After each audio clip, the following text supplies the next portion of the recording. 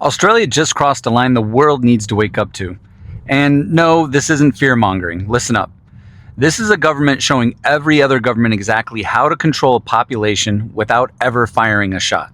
What happened this week wasn't a safety update. It wasn't a harmless policy change.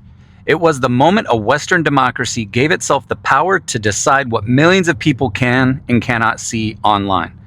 And if you think that doesn't affect you here in America, you're living in a kind of comfort that blinds nations right before history hits them in the freaking teeth. Australia now has the authority to sell social media platforms to suppress, hide, limit, or delete content they consider harmful, misleading, or destabilizing.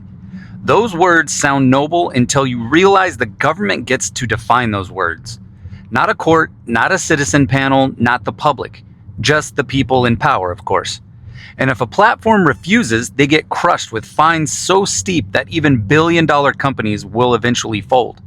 Smaller platforms won't just comply, they'll disappear. This isn't some distant ripple. This is the blueprint. This is the test run for a digital future where governments don't silence individuals. They silence entire conversations, entire countries. Most people shrug because it's just Australia. But that is exactly how global control spreads. One country takes the first step. The next country copies it. A third expands it.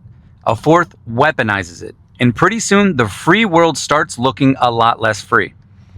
Remember, this is the same country that enforced some of the harshest lockdowns on Earth. The same country that used drones to monitor civilians.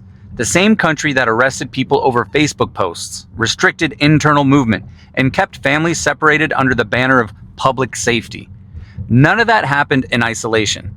It happened because once a government tastes control, it never loses the appetite. Now they're applying the same mindset to speech, to information, to your ability to view, question, or challenge a narrative of the day. The justification is always the same though. We were just trying to stop misinformation. But misinformation to a government simply means anything that contradicts the story they prefer.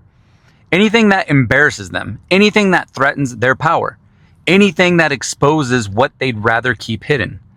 Criminals don't post their plans on Instagram. Ordinary people do. Citizens documenting something the government doesn't like. Whistleblowers, parents, journalists, anyone who asks the wrong question. These are the people who get censored first. Not extremists, not radicals, not threats. Everyday citizens whose opinions are suddenly labeled as dangerous. Censorship doesn't erase truth, it erases visibility. Once a government controls what you see, it controls what you worry about, what you believe, what you fear, eventually what you think. Not through force, through filtration. And filtration is the quietest weapon a government can use. These powers always expand. Today, they're used for emergencies. Tomorrow, they're used for elections. Next year, for public stability. Eventually, for anything the state believes might incite division, which is almost every political opinion that isn't government approved. Look at history. Governments never seize too much power in one move. They do it slowly, framed as protection, wrapped in safety language, and delivered with a smile. The most dangerous authoritarian policies always arrive dressed like guardians. And don't convince yourself this can't happen in America. We've already seen the early versions. Pressure on platforms, suppressed stories, fact-checking groups that always seem to align with political interests, intelligence agencies leaning on companies to shape narratives, calls for digital hygiene and information safety. Every phrase sounds harmless until it's not. Australia just demonstrated how quickly a government can seize control of the digital public square. And other nations are watching, including ours. Because once one democracy normalizes censorship under the banner of safety, the rest find it easier to justify the same exact thing. The threat isn't that this is happening overseas.